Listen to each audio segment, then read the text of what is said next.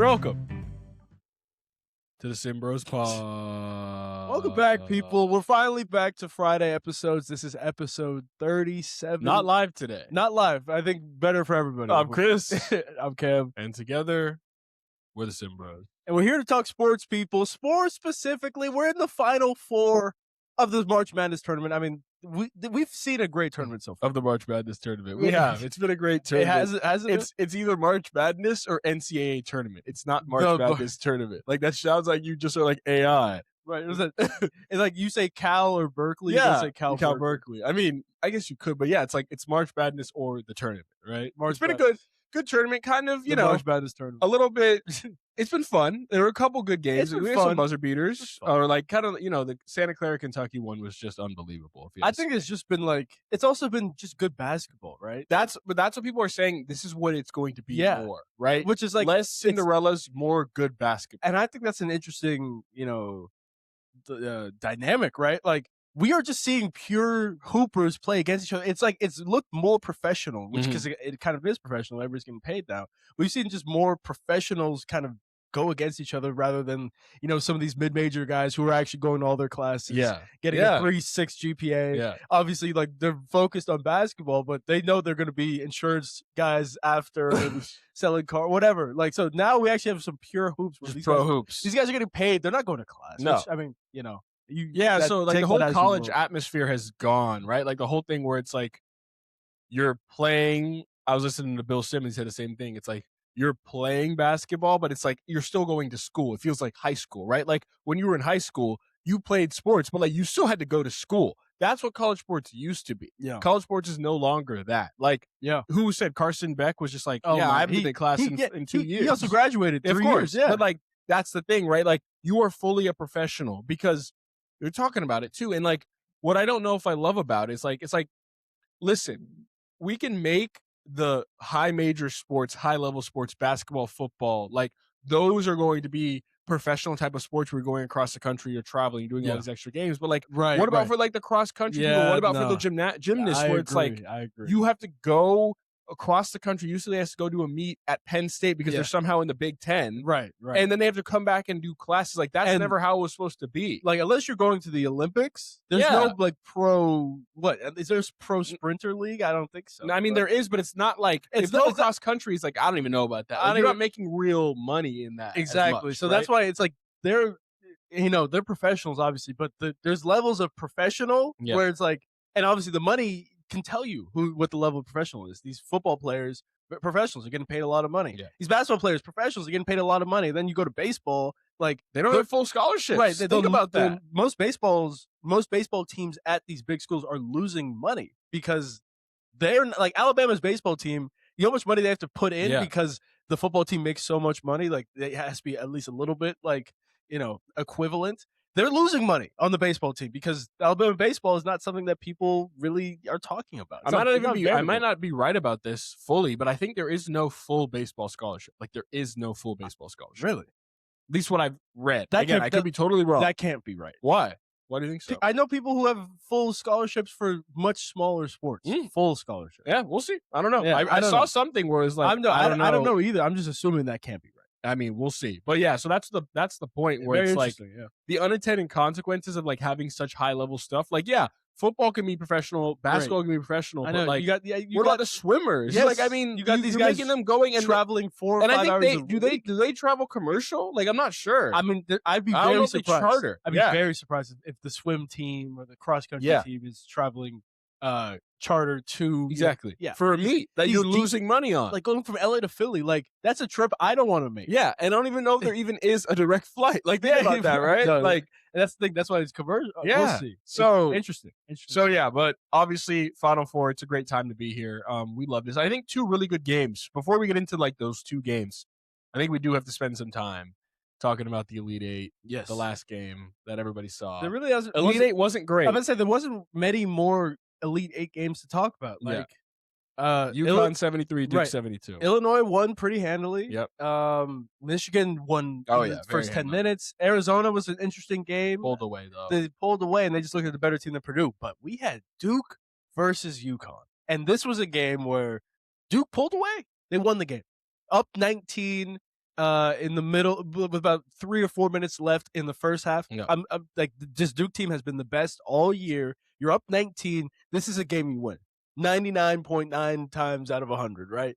And man, you just cannot count out this UConn team. Dan Hurley, he made some great adjustments. The UConn players tightened up a bit. The Duke players tightened up in the wrong way, and they were missing shots and turnovers and just bad defense all around. And UConn was able to pull out the win against Duke, but I mean, just unbelievable. Did Duke lose that game or did UConn win it? It always is Duke lost it. In that, I listened to someone who said when it's a loss and you lose a lead by that much, it's always the other team taking into account, like Duke losing the game as opposed to the other team winning it, right? Yeah. I just don't know how this happens again, right? It just seems like, You mean from last year? from a Duke perspective, right? It's just unfortunate. And again, Scheyer's been great. Anyone who's saying he should be fired is unbelievable. No. Like, you think he should be fired when No. he's lost like 7 games in the past 2 years? He's lost some important games at 30-0 at home. But again, the reason why we're talking about him choking these leads is because they've been so good. Yeah. Right. Otherwise, it's not a choke. They've been so you'd rather good. have Jon Scheyer or Hubert Davis. Like, that's the question, right? Not even close. So it's not close. Scheyer will get used to it, and I think that you have to learn how to be a coach, right? Like, being a coach is still, like, he's never been a head coach before. No. A lot of these guys who take these big time programs have been a head coach at UMass, have been a head coach at Memphis, right? Yeah, like sure. Dan Hurley, head coach at Wagner. Yeah. Think about that, right? Like, before, you can kind of like make all these mistakes when no one's watching. Scheyer comes in and has to make all these mistakes when everybody's watching. Like, it's unfair because, like, if you're thinking about yourself to try to learn something, imagine if you were like immediately put as a CEO of a company, you've never been a CEO, like you're CEO of a Fortune 500 company, having never been a head CEO before. No. Like, that's unfair to be like, he should be fired because of what he's doing. And it's also very interesting, like with college coaches specifically, they're really not. Look, yeah, they're judged and ranked all time based off national championships for sure, but not really all that much. Yeah. It's more about having a consistently good team. You look at a guy like, I think Tom Izzo is the best example. This guy has won one national championship in 2000, I believe, right? The year, so it's been 26 the last time years. the Big Ten won. Yes, 2000, right?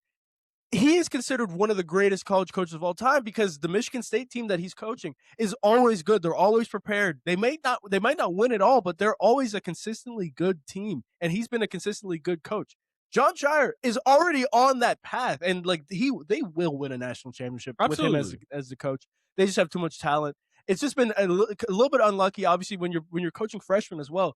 It doesn't really work out. Look at Calipari. Like, this guy is known for coaching freshmen. He tells all of his freshman guys, listen, if you stay here for one more year, I'm literally going to quit my job. Like, you better get out and go to the NBA because that's where you're going to make your money. And Calipari, this guy's got one championship, and that's because Anthony Davis is one of the greatest college basketball players of all time. He had the 1 and 2 pick in that draft. Yeah. But either way, all I'm saying is we are looking at college coaches as like, okay, how many national championships have they won? That's not really how they're judged all time. And so that's why you got to give Scheyer his respect. His team, since he's been coaching, has been good and consistently good defensively. 3 Elite Eights in the last 4 years. I mean, every year. It's unbelievable. So you got to give him his respect. Yeah, it's 3 Elite Eights in the last 4 years. Billy Donovan said it best. That Florida teams when, they won back-to-back. But if you think about it, for the 5 years until they won back-to-back, they had lost in the first weekend. Think about that. That's right? Unreal. And what he was saying was that... And that's when they had 4-year guys. And what he was saying was that the key is just, like you said, always having a chance. Being one of those teams that could win it. Because at some point, everything bounces your way. Right. At some point, that Mullen shot just goes a little bit right. I mean, at some point, Dewan Roberts, who is not a good free throw shooter, misses the first one. For Houston. And you win the game from last year, right? Like, at some point, it all will go your way. But it's like everything in your life. Like, as long as you keep having bites at the apple, you'll have a chance. Right. Luck is you need a lot of luck in college basketball. Oh, especially in the 1-game sample. And what is luck? It's when success. Sorry, you need success. Opportunity means preparation. Oh, is that what it is? Yeah. Oh, okay. Yeah. Oh, yeah. Right. Success means opportunity. No, luck is when opportunity meets preparation. So again, you can get lucky and like be in a Final Four game as a Cinderella, but listen, you're not prepared for that, right? No.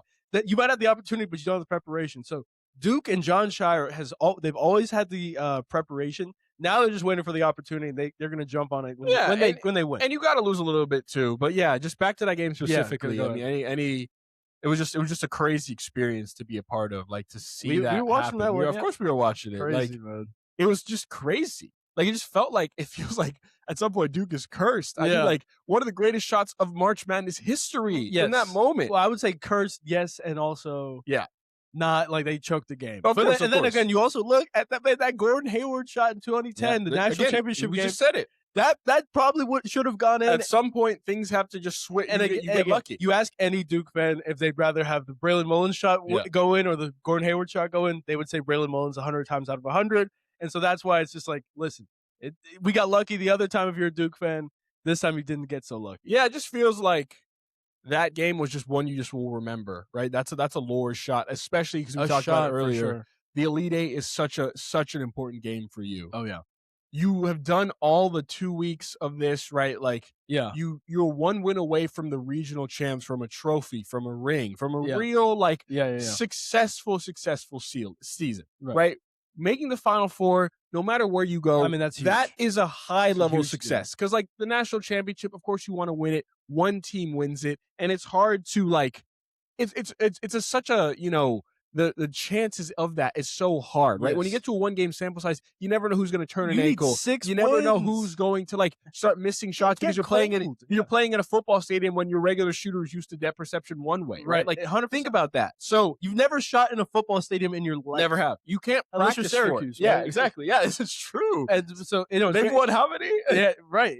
Just Melo, I'm pretty sure. But very interesting. So let me ask you, just off the cuff, at least recent memory, where does this Braylon Mullins shot rank? Recent memory is pretty high, if you ask me. Yeah. If it was a full buzzer beater, I think it's a little bit just even crazier. 100%.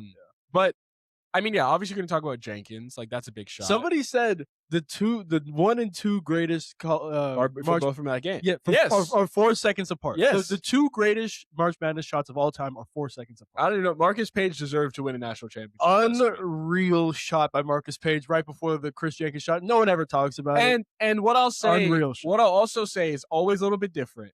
And again, this was a little bit different because UConn didn't have the ball. But I always will. Chris Jenkins was to win the national championship, which again, it will be high on the list. But I always like shots when you aren't tied. Yeah. That's the difference. Need it. You need the game. Yes. You need the shot. Like, it's not like you can shoot it freely. Right. If you miss this shot, you lose. If Chris Jenkins misses that shot, they're going to overtime. Yeah. It's not as big of a shot.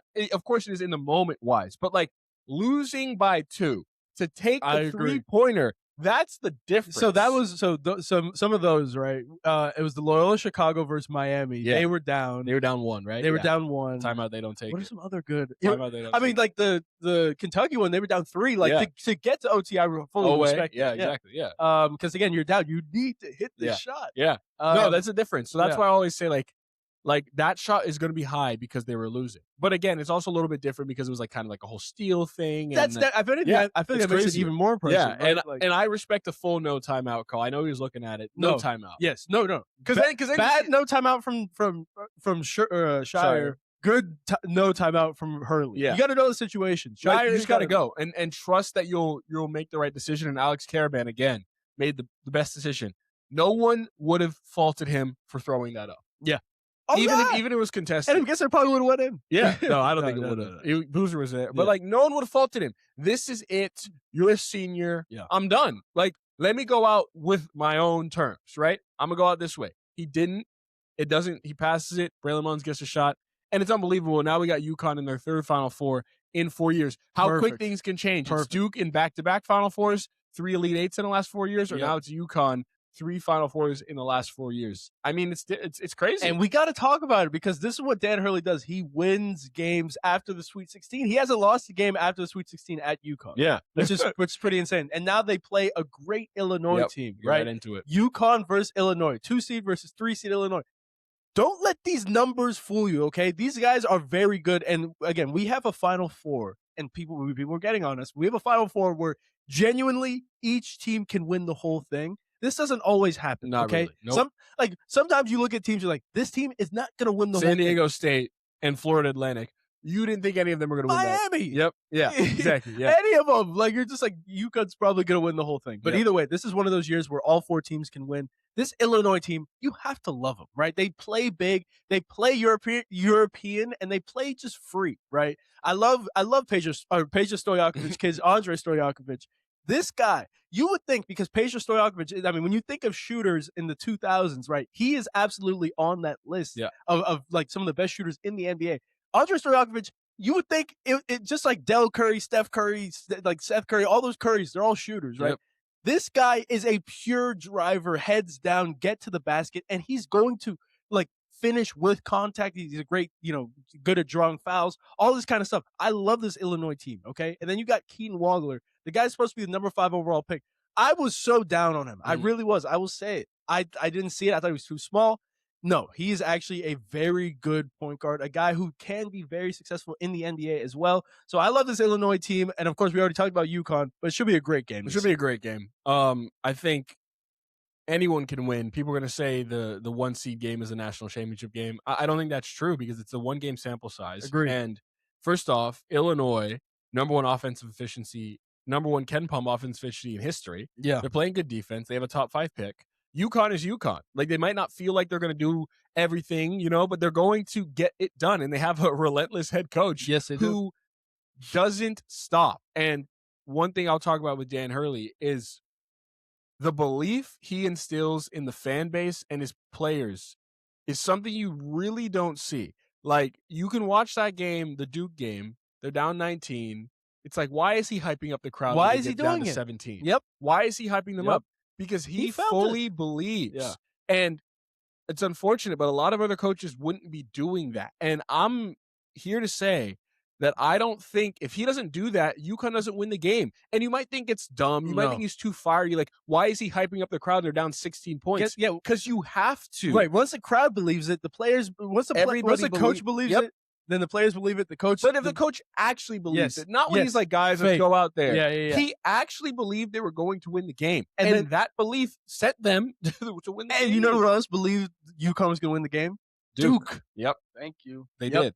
And that's where it was like, everybody watching the game was like 19-point lead. I don't know. Yeah. Then that and one solo ball. That was, we were watching the game. We were like, right before the under 4. That was a big reaction from you, a visceral reaction. You were like, like, because we do.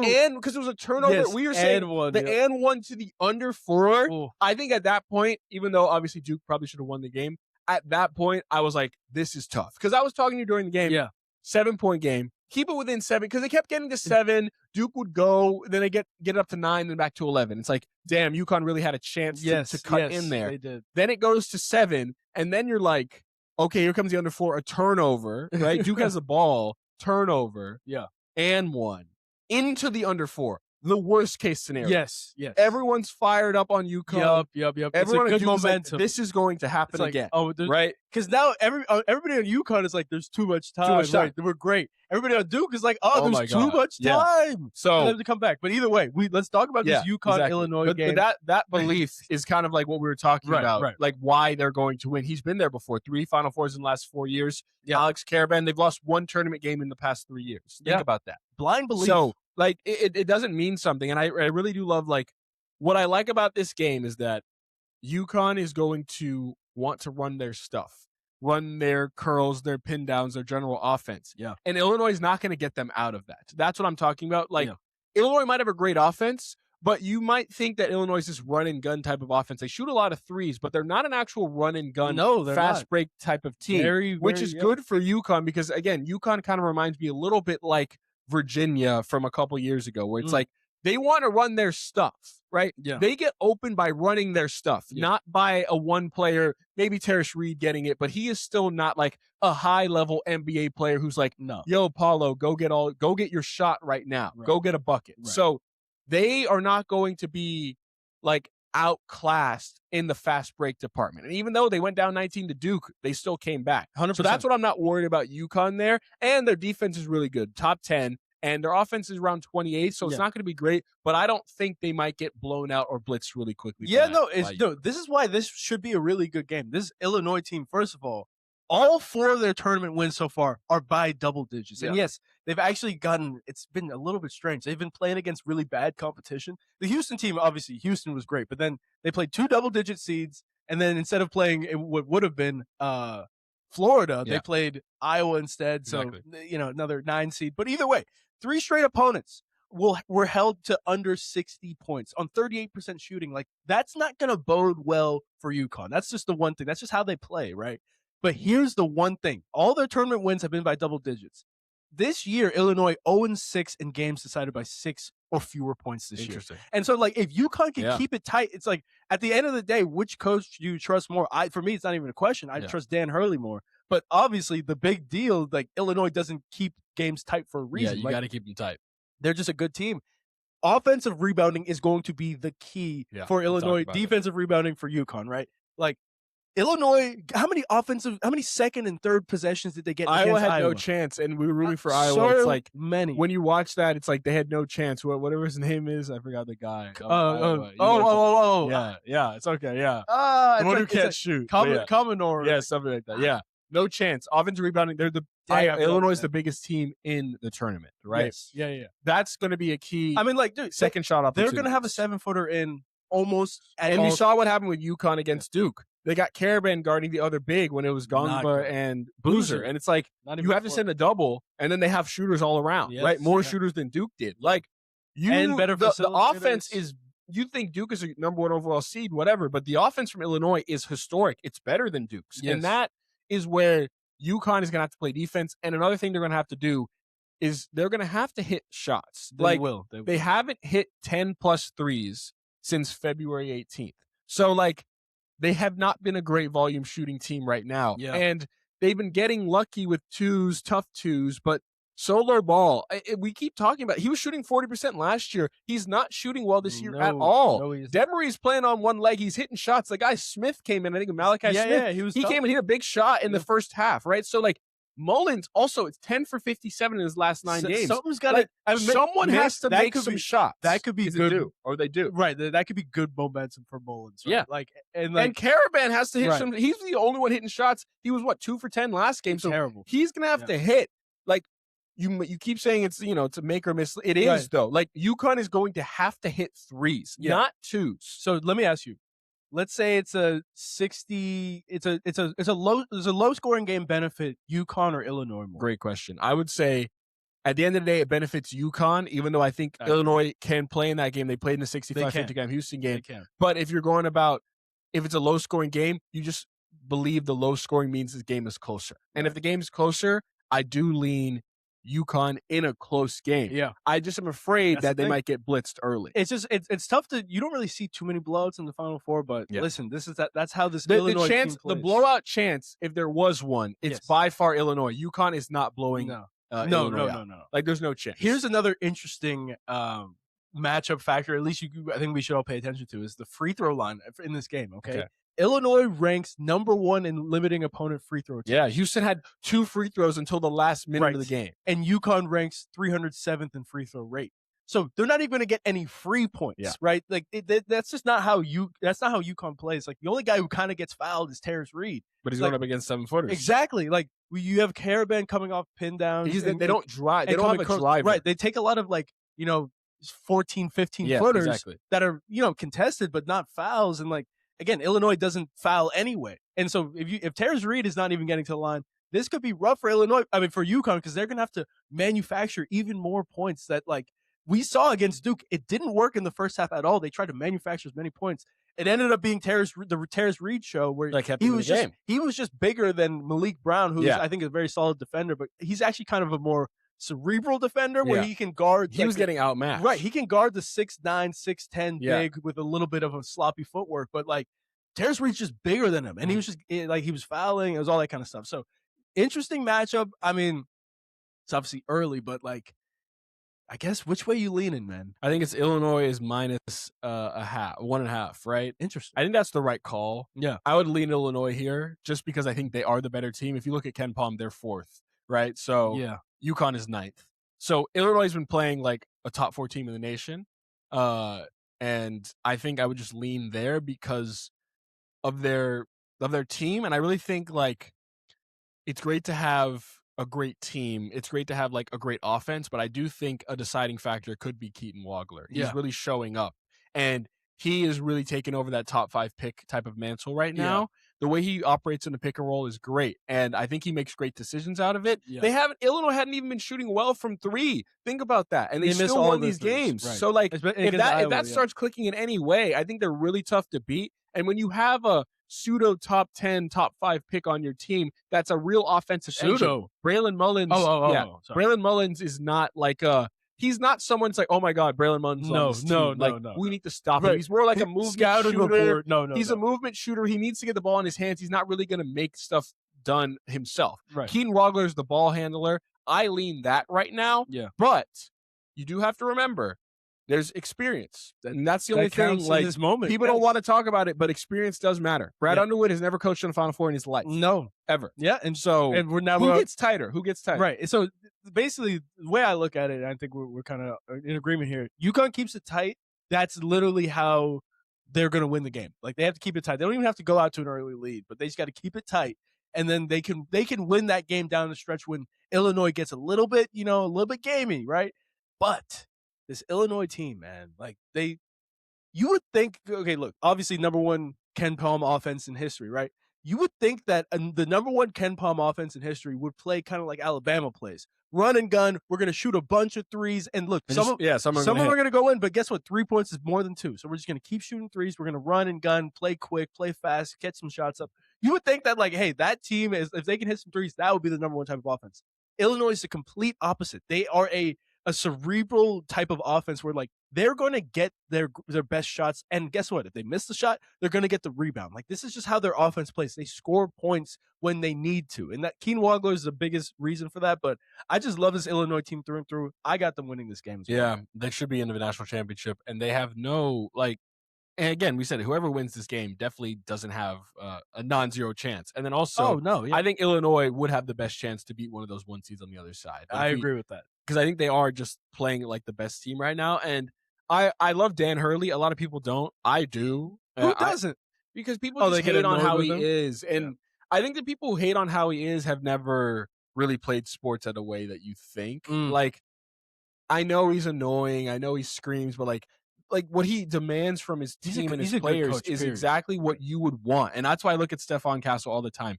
McDonald's All-American, could have gone anywhere he wanted. Decided to go and come off the bench at UConn and get coached and really learn what it was like, right? That's the difference. But any of these teams, either of them can beat Arizona or Michigan, which we'll go to right now, because this game is everyone talking about. This is the best game in NBA, in college basketball history. Best game in the past decade. No, these three are the top 5 can teams. Can you explain why this people, like, rightfully so, are saying this might be the greatest game in college history? Yeah, so Kenneth Pomeroy does all these rankings about, like, how these teams are basically like their net rating. Think about an NBA team, right? So he, in history, this has started from a while ago. I don't know when it started, maybe 1990, something like that, right? Like that. So in history, these are 2 of the top 5 Ken Pom teams of all time. So, like, any year, starting from, like, there's Duke 2001 is on there, 1990, whatever it is, 1999 is on there, Duke 2025 is on there, but this is of all time. We have 2 of the top 5 Ken Pom teams facing against each other. Like, this is a great game just off that alone. But then if you look at this, Arizona has been the best team all year. They have 2 losses, but those 2 losses came in consecutive games. And also, you knew it was going to be a tough kind of stretch for them. They've played in the best conference all year, and they lost twice. Yeah. Both of those games were close games, 2 straight losses. I thought they should have still been the number 1 overall seed. Yeah. Michigan has 2 losses all year as well, right? One to Duke, who's obviously the number 1 overall seed, and the other one, I think it was 2. I forgot who it was 2, but it was not a great, like, I think it was Nebraska. It might have been, but whatever, 2 losses. Like, both of these teams have been playing like the best teams all year. They play in tougher conferences than Duke did, and I think it's the reason why they should be playing against each other. That's why this is such a big game. Yeah, we always talk about that Michigan-Duke game that happened earlier this year. Like, that determined the number 1 overall seed, which is fair, I guess, but it's not equivalent, right? The ACC is not the Big Ten. It's definitely not the Big 12. So, like, why would Arizona? They the same record, right. The same record. Yeah. In a way better every game they played, we watch Big Monday every Monday. It's because it's always 5 versus 12, 6 versus 12. Yeah, it's because Arizona never played either of those teams. That's the only reason. It's crazy. Which is unfair. It's unfair. It's unfair. But either way, now we know Arizona is the number 1 remaining seed because Duke lost, rightfully so. And they're riding the longest winning streak in the nation right now, 13 games. Unbelievable, okay? First Final Four since 2001. That's the one thing. If you're an Arizona guy, you got to be a little bit tough. It's a 25-year drought. Last time they won was 97, okay? Like, this team hasn't really had the experience, even the postseason experience. Like, a lot of freshmen on this team, a lot of guys who are doing this for the first time. It should be very interesting. But the one thing that they do, and the one thing that, like, we talk about, you're playing in a football stadium in the Final Four. The one thing that really won't affect them as much is they shoot a lot of twos, an unbelievable amount of twos, especially in today's with the way we play basketball today. They rank second nationally in 2-point field goal percentage. It's unbelievable. It's what they do. That's how they put the ball in the basket. They get tough buckets. Koa Pete, Braden Burries, like all these guys get tough buckets. Why you gotta love this Arizona team over Michigan?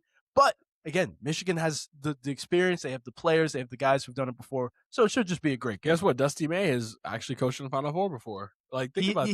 Yes, Tommy he has. Wood is not. He's been here before. Tommy Wood hasn't been past the Sweet 16. This is his first year he has, right? It's 5 straight Sweet 16s, I'm pretty sure. No, not 5 straight, but he's been to 5 Sweet 16s and hasn't coached since. But what I want to hone in on is a couple things we can talk about. First off, it's the way these teams are built. Yeah. Dusty May is kind of like, I think Dusty May for me is the definition of a modern college basketball coach. Explain. Mid-major, right? He was right on the cusp of, like, okay, mid-major, it was kind of NIL was starting a little bit, but it wasn't really what it was, right? But he had built Florida Atlantic by a lot of transfers already. Goes to Michigan and is like, I'm scrapping all of this, whoever's here, because I think they got like 9-23, right? Or something like that, like Juwan Howard or whatever. Oh, man. We're changing everything. Yeah. Transfers. I know what I'm doing. Like, I'm building this like a professional team. Yeah. 4 of the 5, or everybody on Michigan right now is a transfer. Yes. Right? Think about it. Cadeau, Morez Johnson Jr., Lendenborg, like all of these guys are transfers. So he's built that sort of transfer team. I think there's one guy who is from the team last year. Oh, yeah. I think it was Cheddar. I feel like it was Cheddar. 2 guys. Cheddar and then like the other guy who comes off the bench. Yeah, I think, was Cadeau not also there? Oh, no, he left after last year.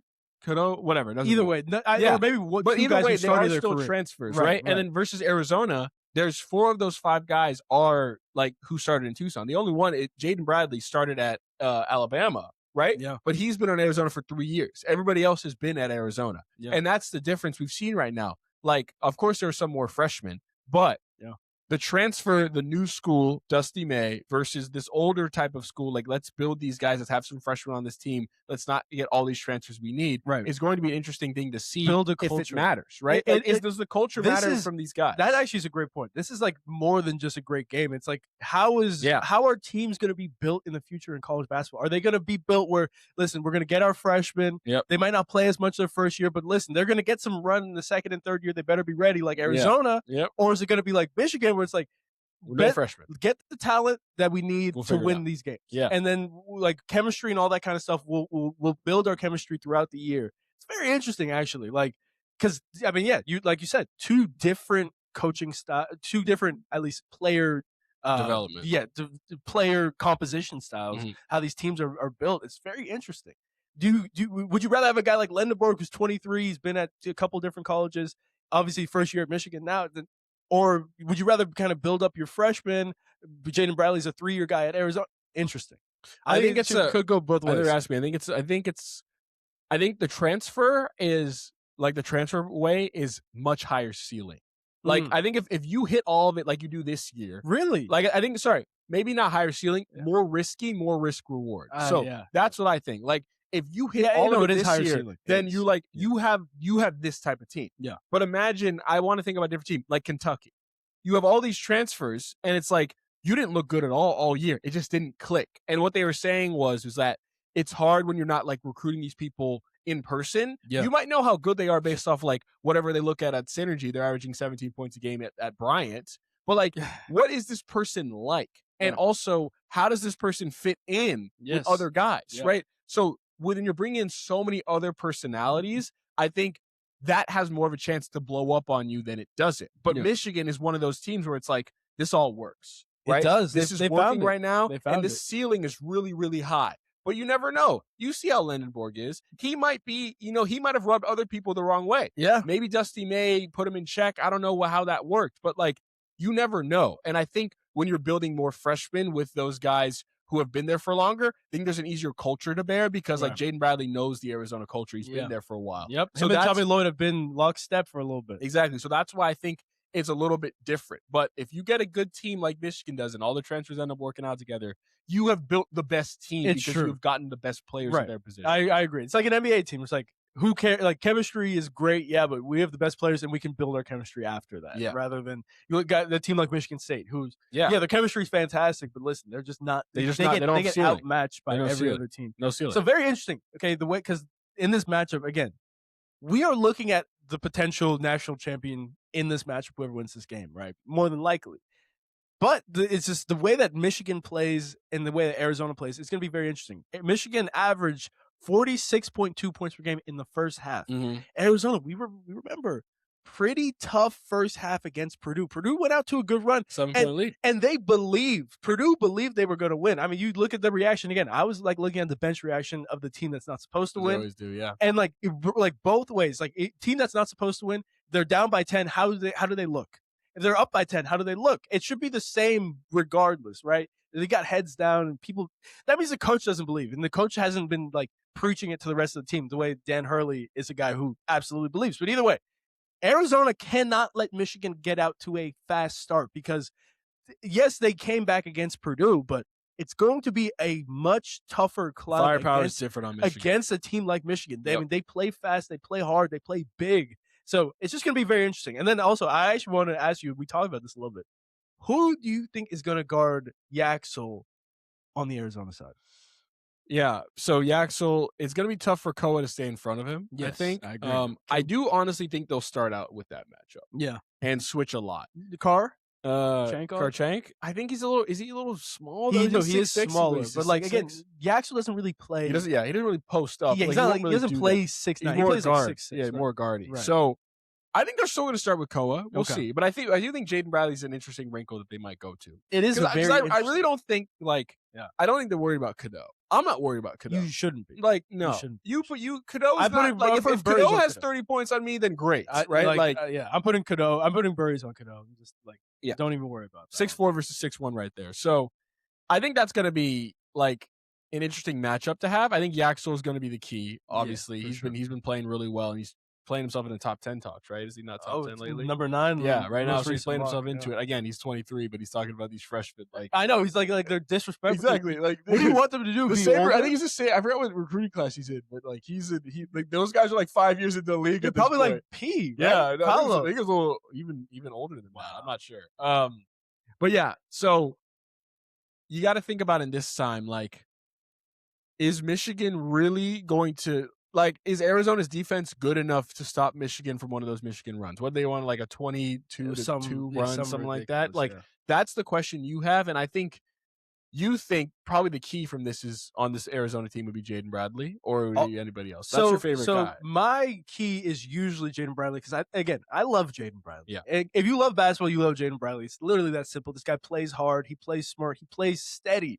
You always need a steady point guard. Every team, like Duke didn't have a steady point guard. That's why they lost, right? I think Arizona, they have a bunch of freshmen. Great. Yep. You can just give the ball to Jaden Bradley. This guy's not a scorer. He'll get you a bucket, or at least he'll get to the line. He'll give everybody just take a breath. Like Jaden Bradley's here. I love Jaden Bradley, but I actually think the key is Karchankov in this game. Wow. Because again, if you're Arizona, he is the do it all guy. He'll do everything. Like he's the jack of all trades, right? He can shoot, he can handle, he can play defense, he can run a transition, he can do everything. He needs to just up that to the nth degree. And I think personally, he's the best matchup on Yaxel. Like, let Yaxel Lendeborg post up on Karchankov. Like, I don't think that's the best. Tough twos, you're not afraid. Right, and that's also like if you're Arizona and he hits those, like, dude, like congrats. But like the thing is, Yaxel is going to get past Koa Pete because he has no lateral quickness, lateral defense at all. But I think Karchankov can really sit down because, like you mentioned, Yaxel just plays like a big guard, and if you put a bigger, like a solid size forward on him, it's going to be tough for him to make those kinds of moves that he loves making and respotting up. Because again, Koa Pete's going to get tired. Yaxel doesn't sit out; he doesn't sit. That's why I love Karchankov. I think he's going to be the key in this matchup.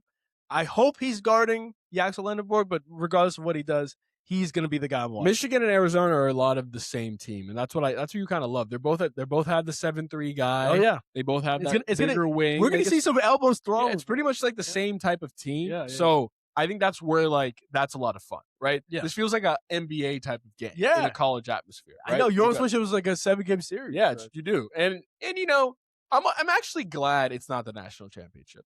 Why? It's fine. Like, okay, we're guaranteed to get the game. That's more what I'm saying. Because we're guaranteed to get the game. At least we do get the game. Right, like Rams Seahawks. Yeah, we got. At least we do get the game. And listen, I assume Illinois is going to win if they do, and I think they have a really good chance. Oh, okay. UConn, I would think, if UConn makes it, I think they obviously have a chance, but I think it's much more like that would be so uphill battle. So uphill. I think Illinois has a real chance. Yeah. And again, we can't have that happen. But oh my god, but it's not even our fault anymore. I mean, crazy. Whatever. We made it. For anybody that doesn't know, we made a video. Before the tournament started, we said Illinois is going to lose in the first week. It was also right after the pod, too. We weren't even watching the full game. We just made it. Because they played Michigan State, or they played Michigan. They lost by a lot. Yeah. We're like, as everyone did. Yeah. But yeah, so quick thoughts before we hit that break. Arizona, Michigan, and then we can have the national championship conversation. Yeah. I think Arizona wins this game. I think they're the best team. I think they do win. Listen, I'm rooting for Arizona. I'm a little bit worried about Michigan. Michigan is my national champion. Here's the thing. The way that Arizona wins the game is you have to actually slow everything. Like, it's kind of crazy. You have to finish all your possessions with points. Because if Michigan's half-court offense isn't all that special. Like, you might throw it into a Daimara fast breaks. Great. Like, fantastic. But and what Michigan actually does really well is they replace, like, on offense, right? Drive, kick, replace, and then like the shooters are always wide open. I'm like, how are they always wide open? Because they're always like replacing, like they're always open spots on the perimeter. Like it's beautiful offense to watch. But that's when they play fast and usually in transition. If Arizona can end their possessions with points, it's going to slow Michigan down a little bit, and then they're not going to be able to go out to that 46 point. Breaks, Again, Michigan scored 90 points in every single game. By double digits every game. Cannot happen. Yep. They can't score 90 points. They really can't score 80 if you're Arizona. Yep. So I'm a little bit nervous.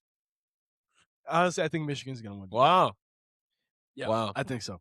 So we'll see. I'm not rooting for them, but I think a Michigan Illinois is the worst case scenario. Arizona, Illinois should be a fun one because at least Illinois is a bad case scenario because like Big Ten, and then like Illinois having a chance, and then like all the Michigan people. It's like man, I know. What about Arizona people though? I don't really have any Arizona people. What? You have one Arizona guy, right? But yeah, so we'll see. Hopefully we get a couple good games, and we'll be out here for the national championship. But that's it for the Final Four. We'll take a break and we'll hit Jalen Hurts in the NFL. All right, Cam. Jalen Hurts.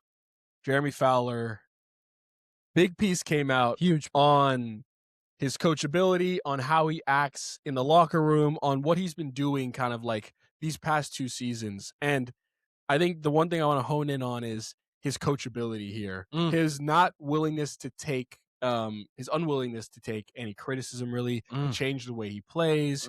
And I just don't love that as a leader of a team right now. And you're always going to ask yourself, okay, like, why is this coming out now? And I think that's a little bit coming out now because I think Nick Sirianni, I think a couple of guys who might have been already fired from this team are worried that they might get fired now, right? Yeah, we got to make sure we get ahead of this and be like, this is not us. This is all Jalen right here. And I think there's a real conversation to have about Jalen Hurts, how he is as a leader. He won a Super Bowl, of course, but what does this piece mean to you as far as like, why did it come out now? And like, you don't see this stuff about Mahomes, you don't see this stuff about Josh Allen, things like that. So like, why is this coming out now? Why is Jalen Hurts being the way he?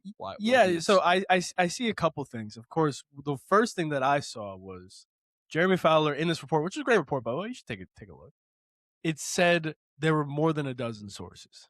More than a dozen. So that tells, but people are talking about it. It's not like this is one guy who's has a bone to pick with Jalen Hurts. It's like, no, it's a pretty strong consensus that everybody was pretty frustrated with the way that he's acting. And yeah, to answer your question, did it come out now? I think I completely agree with you. We are looking at, like, Nick Sirianni has now become one of the more tenured head coaches in the NFL. Every other year, this Philly team is good and bad, right? They're good and bad. They just came off a pretty bad year, a bad loss against the Niners in the first round at home. And Nick Sirianni's like, they might fire me soon. They move off quick, bro. They move quick. Peterson won a championship and was fired 2 years later. And I see that people are starting to be like, listen, Jalen Hurts has to go. I build the winning culture. Mm-hmm. Like Knicks, I don't know if Knicks are going to contribute. That's what they're saying. But I'm obviously he did not contribute. It's like we're not the reason why I'm not the reason why we're losing. It's because of him. Exactly. So that's kind of how I look at this. Very interesting though. Jalen Hurts again. Unless they really do win the Super Bowl, I think that like he's probably going to be gone in 2027. I just think they're just going to need to restart because him not being coachable and not being able to do these kinds of things is terrible. And like honestly, him going to a new team, that's the only way where I think it's going to actually knock some sense into him to be like, hey, I need to be way better at this because he's drinking the Kool-Aid of his own Super Bowl MVP and Super Bowl title, where he's like, like I don't need any criticism. What are you yelling at me for? Yeah. When you look at a guy like Tom Brady and Bill Belichick, that's what I want to talk about. This relationship has been like it's still a little bit rocky because Bill Belichick always laid into Tom Brady way more than any other player. Because again, the quarterback is the most important player, and so we see a lot of in these quarterback head coach relationships. You got to coddle them. You got to make sure they're okay. Oh, are you okay? Like, no, it wasn't your fault. It was AJ's fault. It was Devontae's fault. And reality, of course, it was the QB's fault, but when your QB isn't there mentally, you have a bad, like, it's just bad, right? But when you have a guy like Tom Brady who's taking all this heavy coaching from Bill Belichick, and you look at the success that they brought, none of these pieces have been written about Tom Brady because it's never happened. Mm-hmm. You have to be coachable as a player. And listen, if you want to make this much money, if you want to have this much notoriety and this much success, it comes with it. You have to do it. It all comes with it. And that's where, we'll talk about head coaching later, but that's why I'm worried about Joe Brady. He's been friends and buddy with Josh Allen this whole time. Don't like it. Because as the offensive coordinator, that's what you're supposed to be. You're supposed to be clear with him. But at some point, the relationship changes. And that's going to be something that, let's see if Josh Allen makes a bad throw, makes a bad decision, if like he actually gets laid in on, right? That's a question. And you talk about Brady and Belichick. That's the biggest difference for me. Brady was the most coachable of anyone. Yeah. And this is what I was saying where it's like, what happens is run-of-the-mill players or even star wide receivers like A.J. Brown, it's like, how come I'm getting yelled at, but Jalen Hurts never does? How come I know? And the thing is, everybody knows that Jalen Hurts made the wrong play, didn't make the right read, checked out of something. How come I know that, but I'm getting yelled at because I ended up not running the right route? Or you didn't break hard. Exactly. What? When I know, and everybody knows it's Jalen Hurts, right? That means I'm upset as A.J. Brown because, like, I shouldn't get the criticism. And again, if I do get criticism, it should be warranted because my quarterback is also getting just as much, if not more criticism. Right. Because as a quarterback, you get all the credit if you win, and you should take all the blame if you lose. 100%. That's what you should be doing. And he's not doing that. And that's why that's why a lot of things are flawed right now in the Philadelphia Eagles organization. Yeah, so that's the one thing. I mean, Todd McShay was he was like, I'm certain A.J. Brown will be a New England Patriot on June 1st. I don't know about it anymore. Like, I think it's still very likely. I don't think he's not happy over there. Yeah. Right? He's not happy. He's not having a good time. So that's why I look at it. I look at this, like, especially when you consider the fact that Jalen Hurts, when they were asking about his offense, right? He said, I don't like letting the ball rip, right? I don't like letting it loose. Even though as a quarterback, listen, you gotta let it rip. Like, interceptions are a part of the game. Jalen Hurts always has very few interceptions, if we're being honest. It's always at the bottom, or I guess at the best, because he doesn't throw it. He doesn't let it rip. Those outs. We look at some of the best quarterbacks, like, but literally besides Brady, who also definitely let it rip a couple times, especially playing in those types of defenses. That's the real one. A-Rod lets it rip. I mean, even in the league, I'm talking about Stafford lets it rip. Jordan Love, like all these guys, they let it rip because you have to. It's high risk, high reward. You have to like give your offense a chance to like push the sticks and let it rip. It's like, and this Eagles offense, the way that their routes are all 5-yard digs and 3-yard slants, and like, okay, that's what he wants. Let's see if AJ can make it happen. And it's just like AJ's getting older. Terrible, but the difference is, right, the way you win on offense is explosive plays.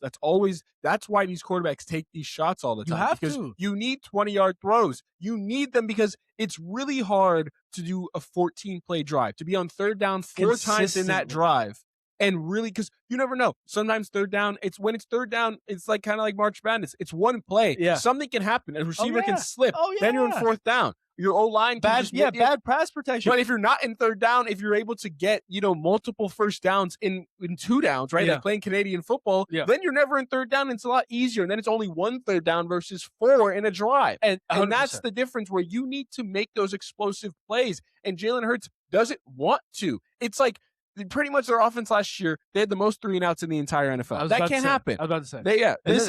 This is like the real stat it's unacceptable. The real stat that should determine like QBs. Like, we're not even talking about interceptions anymore. Like, it happens. If you have the most 3-and-outs, that says everything I need to know about the quarterback, because there are some bad teams out there who have fewer 3-and-outs. They don't even give themselves an opportunity. The Raiders have fewer 3-and-outs, bro. Exactly. Like, think about that. Like, one of the worst offenses I've seen in a very long time. They don't even look. The Eagles don't even give themselves the opportunity to try to get these big plays. Every once in a while, Jalen Hurts will just throws it up. Like, that's what it is. And then the other day, I saw the Eagles social media posted a video. It's like, I'm going to leave this right here. And it was the Jalen Hurts pass to Devontae Smith where he was vertical or he was horizontal in the air catching the ball. And then people were subtweeting like, you're going to post this when it took a heroic catch from someone else on an underthrown ball. Yes. Like, that's what you're going to post? Right. That's his highlight? Right. That is crazy. No, that's it. So it's 100%. So that's really what it is like all these intermediate routes and short routes, and then the running game becomes predictable. That's a reflection of your quarterback and your quarterback's ability. Like, teams are giving Matthew Stafford at least 5 yards of airspace because they're like, okay, listen, if they run the ball, they can get those 4 yards on the ground. Because if we bite too hard on the run, he's going to beat us and burn us downfield because he's willing to let it rip. And you look at a guy like Jalen Hurts, when's the last time he sat on, he's thrown off his front foot, really gotten deep in that drop and just let it rip like 25 yards downfield? I'm talking about a moon ball that Russell Wilson moon ball. True. I'm talking about like, you haven't seen a full set and throw and play action pass up there, hit the dig, like zoom that in there. Another thing, he said he doesn't like taking snaps under center. I'm confused. Hey, listen. I don't care. I don't care what you like doing. Like Jared Goff, we're talking about a guy who never took a snap under center in college. Now at least when he was with Ben Johnson, he was always in the top 5, top 10. But you have to adjust to what it is. Why are we not doing what we need to do? It's like what do you mean you don't like to do it? I'm confused at that. No, I'm not confused. You don't like to go under center. That's fine. I don't care. Yeah, well, yeah. No, that's what I'm saying. That's both ways. I don't like to do it. Great. Yeah. But this is the NFL. Like, what are we talking about right here? I don't care. This makes no sense to me. If you need to go under center, you need to go under center. But like the fact I don't like going under center, and it's like, okay, you don't like going under center. Great. You must have the most passing yards in the league. Yep. You must have the most passing touchdowns in the league, right?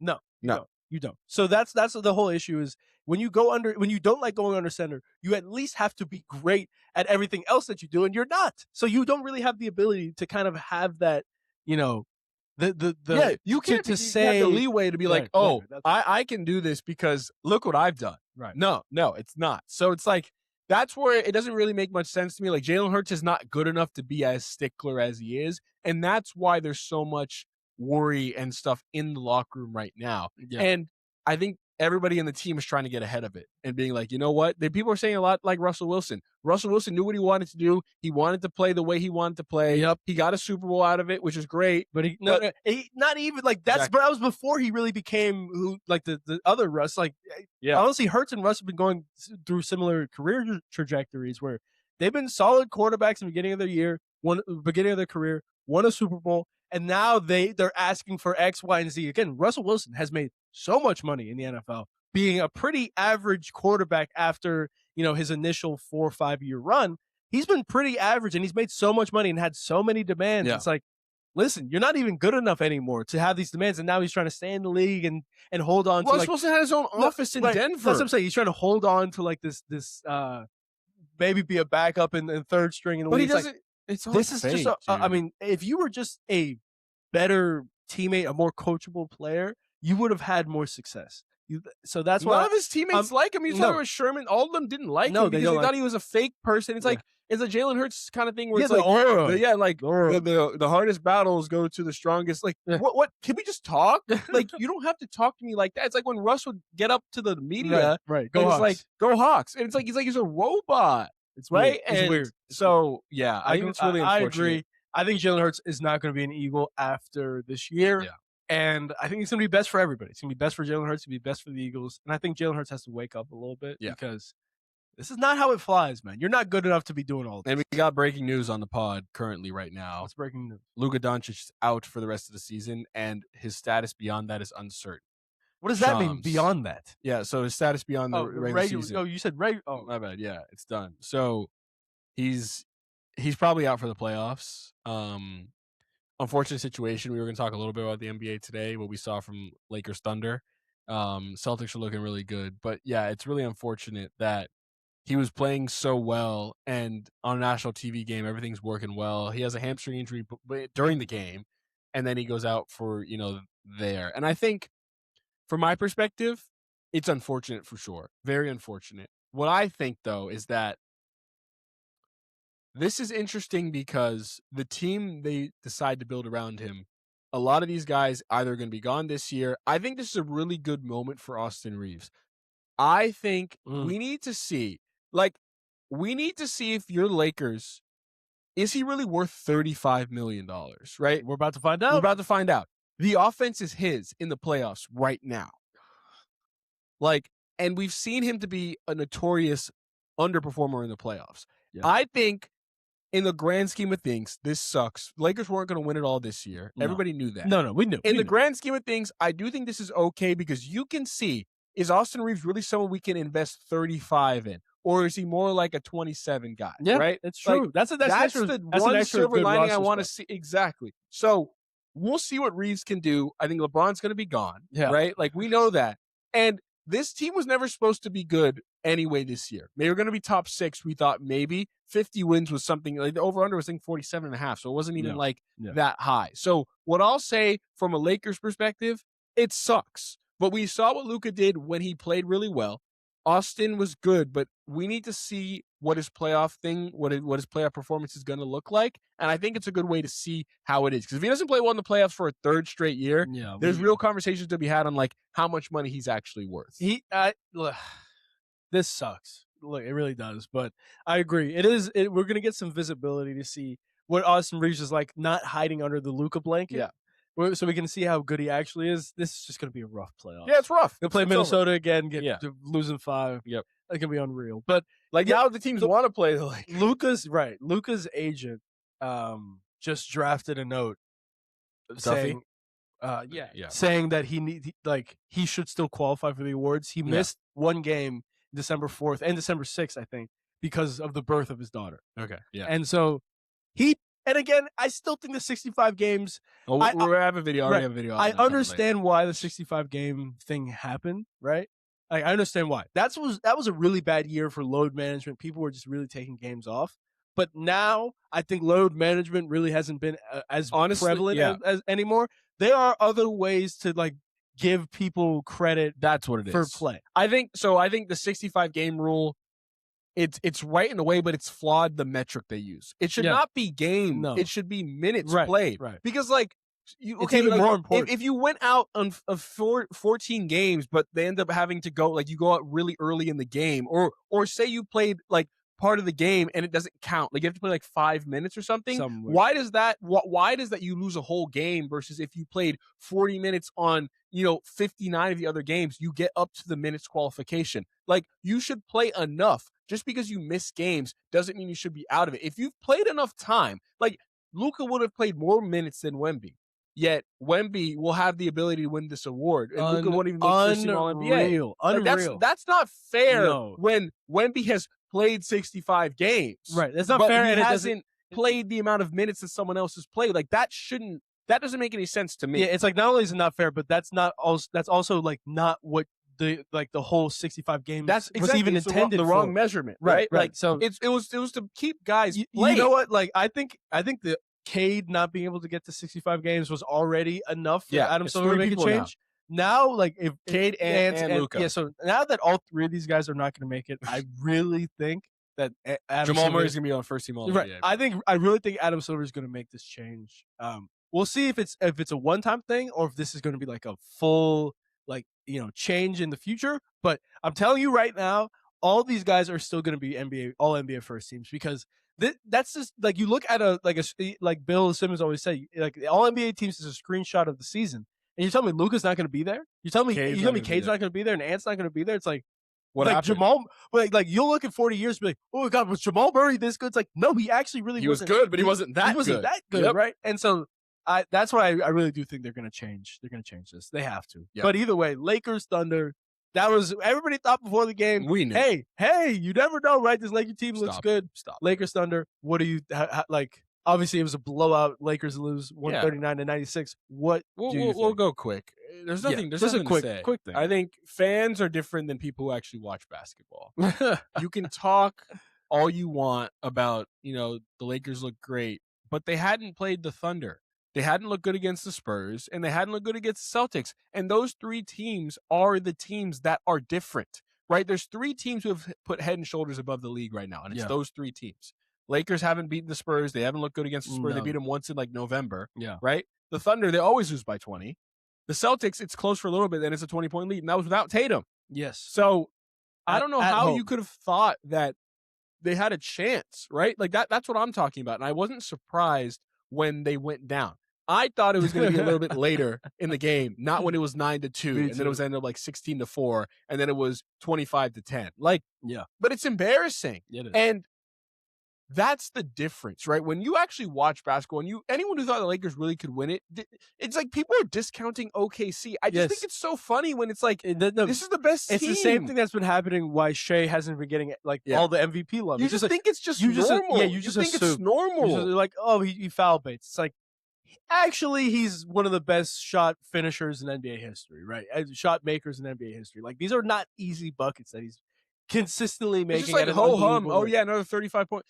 How come no one has beaten Wilt's record until now? That's my question. I know you might say it's like, it's a whatever record. And in all honesty, it's kind of like a whatever record. I'm fine with that. But how come no one has beaten it? The 20-point game streak, yeah. So why, like, if Luka's so great, how come he hasn't beaten the streak? I love Luka. Yeah. How come he hasn't? No, I agree. If KD's so great, how come he hasn't beaten the streak? And hasn't really come close. Yeah. So it's like, why are we talking about Shea as not being someone who really is that good? It's not like LeBron's, which is a longevity thing. Like, he's played a lot of games. Yeah. But either way, question for you, because, and I think I know where you're going to go with this, but it's likely this is what we're going to see. Spurs, Thunder. Who wins that matchup?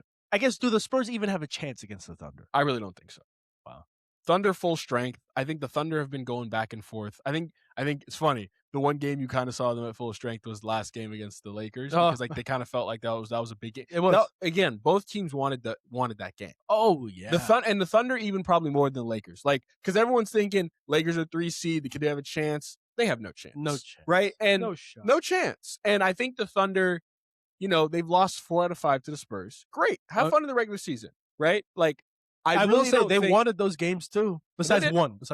Like, they did, yeah. They benched all the guys that really won. They did. I just think the playoffs are a different animal. 100%. That's what I'm going to say. So the playoffs are a different animal. And I heard something too. It's like, is Wemby going to play 29 minutes? I was actually about to ask you that. That's the question. So he plays 29 minutes a game now. No, he needs to play more. So do you think and I know, obviously, we know he needs to play more. Is he going to play more? I don't think so. Really? We'll see. I think he's going to play more. You think he's going to play more? In that series. In true playoff games, your superstars, it's 35-38, if not 40. 40? Yeah, really? 40. I mean, Wemby's a little bit different. He's just so tall, and you can't really keep him in. Yeah, I mean, Jokic is playing 44 minutes a game. Like, there's so many timeouts, you just have to play. You have to play. Yeah. And so that's what we got to see. We're just looking at the OKC Invitational now. I mean, like, okay, another question. OKC or the field? Would you take? Yeah, that's a question. OKC or the field right now? I would take OKC because I'm not worried about anybody in the East. Like, they're not going to beat OKC. Yeah. Boston's not going to beat them. Yeah, whatever. I think Boston is the only chance. Only chance. Right. Okay, so OKC's rotation's about 11 guys. What do they cut that? That's the difference. Or do they keep it at 11? No, you can't. Okay. I've known that for a while. That's why, because guys get in and out of rhythm. I think you have to know who you're going with, who you think are going with in that series. So, I think what you like to do. Who gets cut? Yeah, I think McCain. It's all going to be. It's going to be thoughts. it's going to be that McCain, Mitchell. Joe, Wiggins. I think Mitchell is firmly in. I don't know. Okay. Mitchell's firmly in. Case and Wallace. Yeah, no, those guys are firmly in. I think it's the Wiggins, Joe, McCain. big Jalen Williams, right? Like, I think those guys are like gonna, because you can still play Chet and Hart. Like, I think the starting five, and then you got Mitchell. I think he's for sure in, if you ask me. And then you kind of make the decision with those other guys. Caruso's also for sure in. Yes. So like, I think it's kind of like what you do in either baseball. I don't know if you do this in baseball, but it's like, hey, this is just not your series. I'm letting you know, be ready. You do it in baseball. Yeah, right? Like, hey, this is not your series, but be ready. But it's not your series, right? AJ Mitchell in the finals last year. Yeah, that's crazy. What was that? But like, you go to Isaiah Joe, hey, we're going to probably go McCain this series because of X, Y, Z. Right. And even this is not your series. Even in like it's going to be game 4 of the first round. I'm like, McCain minutes, get ready. Yeah, exactly. Like, we're going to need you because Shea's going to take a exactly. break. And then, you never know. The next round, you're going up against a lot of guards. Like, hey, McCain, we're going to need you to handle the ball a bit more. Like, this is not Isaiah Joe catch and shoot type of 3 series, right? This is more playing out of whatever it is. Right. I think that's a good problem to have. But I also think Daigneault has to be diligent has to be better. Hey, I'm going 9 max. It's really 8, right? I'm going 9, but like, you guys are just not going to play this series. Don't expect to come in. If I call your number, obviously be ready. Yeah. But this is you guys have gotten us in the regular season this far. Now it's time for our horses to really take us home. That's what I think the problem is. No, I like that. And look, Daigneault, whatever. But I need him to say his name. Conversation. I need him to say Daigneault, whatever. The real thing is I would have felt confident in him to like have that rotation on lock.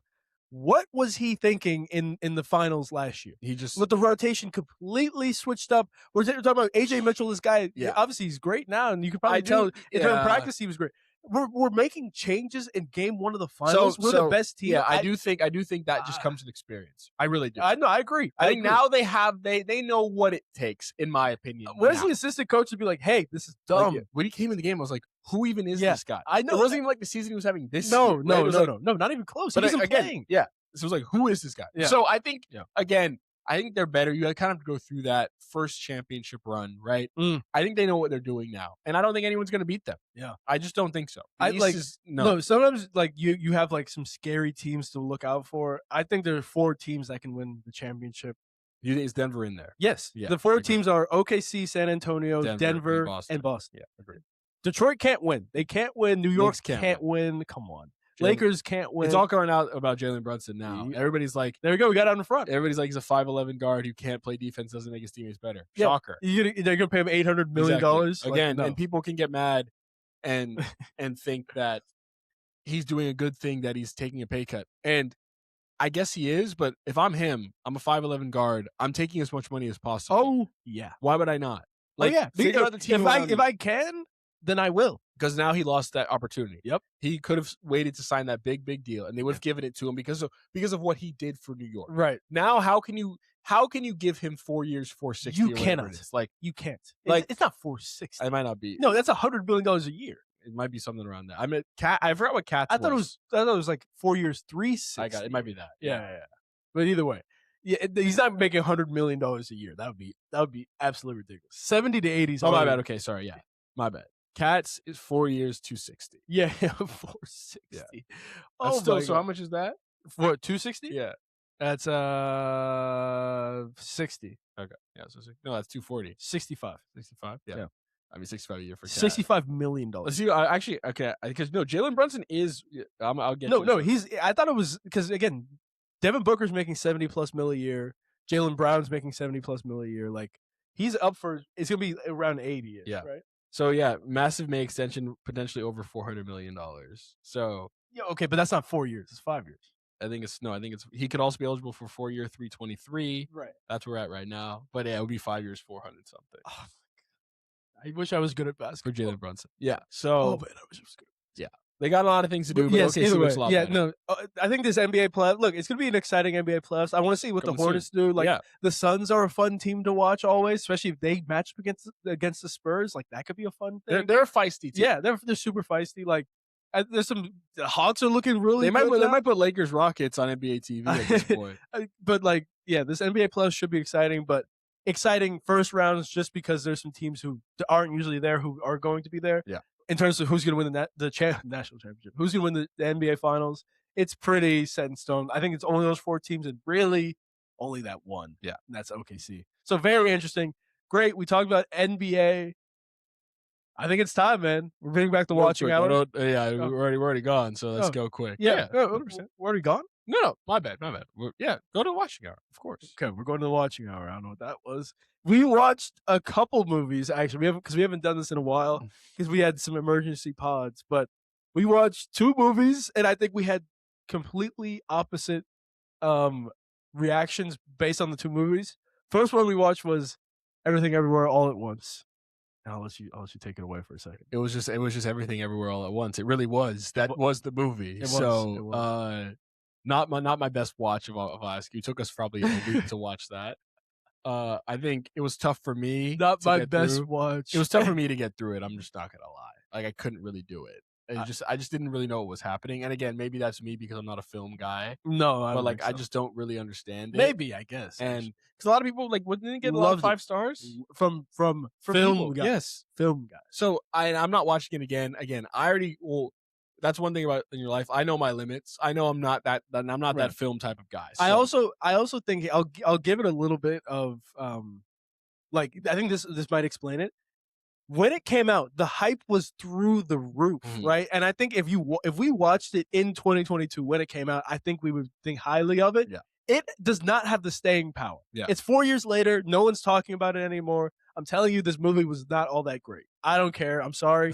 I didn't think it was all that great. I thought it was a little bit. It was just too much. It was like somebody threw up on my screen. Yeah. It was just too much. Unbelievable. Personally, I gave it, I think, 3 out of 5 stars on Letterboxd. But my actual score, I'd give it probably like a 5.4. Yeah, well, that's low. I mean, I might. I didn't go 4.9. Yeah, wow. I just didn't even know what it was. Yeah, what's the takeaway? Didn't even know what it was. Either way, we also watched another great movie. Was Spider-Man? I think No Sudden Move. I forgot about it. So we had 3 movies. So No Sudden Move, which was that's Steven Soderbergh. That movie came out in 2021. I thought it was an interesting movie. Look, believe me, it wasn't bad either. It was too much. The way I look at it, it was like the 2021 Lakers, like great players, but no identity. And if you have no identity, it doesn't matter who's on your team. Like you're not going to win the game. So I just feel like it was one of those movies where the identity wasn't there. I'd give it, but again, it also wasn't trying to do all that much. Yeah, I was just very confused multiple times. I'd give it 6.8. 6.8. I think. Yeah, the ending wasn't great. It kind of felt like just like a run-of-the-mill movie to me. Like, right. It felt fine. Like, yeah, maybe 7, maybe something in there. 7, right? Just it was fine. But the ending wasn't great because like I didn't really understand what was happening. So like, and believe me, if you watched it, you wouldn't either. Yeah, it just was like unreal. It felt like, but then it's like, why is he getting the money back? And it's like, so what does that really mean? Yeah, what happened? Like they tried to get the money, but they didn't get it. Right? They didn't get it. So it's like, well, now what's the takeaway? So and then finally. We saw wow, this is a great one. Spider-Man Into the Spider-Verse. Chris saw it for the first time. I saw it for I think the 3rd or 4th time. Yeah, which was very good. And I'm telling you, it has a lot of staying power. One of the better animated movies of all time is already ranked. Just did not expect. What do you did not expect that at all? You know me. It says kids movie on Netflix. It's not a kids movie. No, it does not. There's a lot of comedy in it. It's funny. Like it's smart. It's witty. I think it was a good movie, right? And it's a movie of like kind of like even if you think deeper, it's like wow, like accepting that like you have your powers, something you have to do. Like it's responsibility. It's responsibility. Yeah. It's like great power. Yeah, you don't want to do it, but like, and it's like taking a leap of faith, which I also thought was like super interesting. It's like, how do I get these powers? Well, you have to actually just like believe and take that leap of faith. Right. You have to because it's not going to come to you. Right. You're not going to like. You can't test some stuff out. Sometimes you got to jump. He's like, how do I know if it's going to work? It's like you just have to jump. And that's also a good kind of like life lesson on it too. Right, I know you love that life lesson. That's my favorite part about life because everything can be. I want to know what would you give this out of 10? I'll give it an 8.1. Whoa, that's pretty low. Really? Yeah. But we're not talking about IMDb here. You give it an 8.1. I'm like this is like a 9.2-ish movie. Oh wow. Okay, yeah, so it's should a great movie. I was thinking based on the way you talk about the way you like that, I think that feels very low to me. I don't think I'd give it a 9 though. I think I'd give it 8.8. Fine, okay. I'll go up there. Look, I don't think I'd give it a 9. That's a B+. Yeah, right? B+. I'll take it. Okay. Yeah. Great movie. And I'm excited to watch the next one later on. I just think we're gonna watch Across. Anyone who hasn't watched it, of course, you're not watching this far in the podcast. But if you are, and you had the kind of same thing as me, it's like it's a kid's movie, it's animated. No. It's a lot different than that. They spend a lot of time on this. It's not like a. I can't believe that's what you movie. thought it was. That's what I thought. Yeah, that was gonna be like a little baby movie. I mean, bro, it's on Netflix. Yeah. It is kids movie. I don't know why. It's just because it's animated. That's the thing, and So everybody dumb. thinks the same thing. Right. So it's like I highly recommend people watch that, especially for non-film people. And again, you should trust me more than whatever. Either way, great episode. Talking a little basketball. Great Final Four games coming up. Everybody, stay glued to your TV. We got some good basketball coming up. Saturday night. Very excited for it. And I guess I'll let you close it. Go ahead. Great show, everybody. Thank y'all for being here as always. We got more sports. It's always sports. NFL draft coming up. NBA playoffs. It's always stuff going. It's always on. something. Gotta love it. MLB. And with that, we'll see y'all next week. Stay logged, people. Thank you.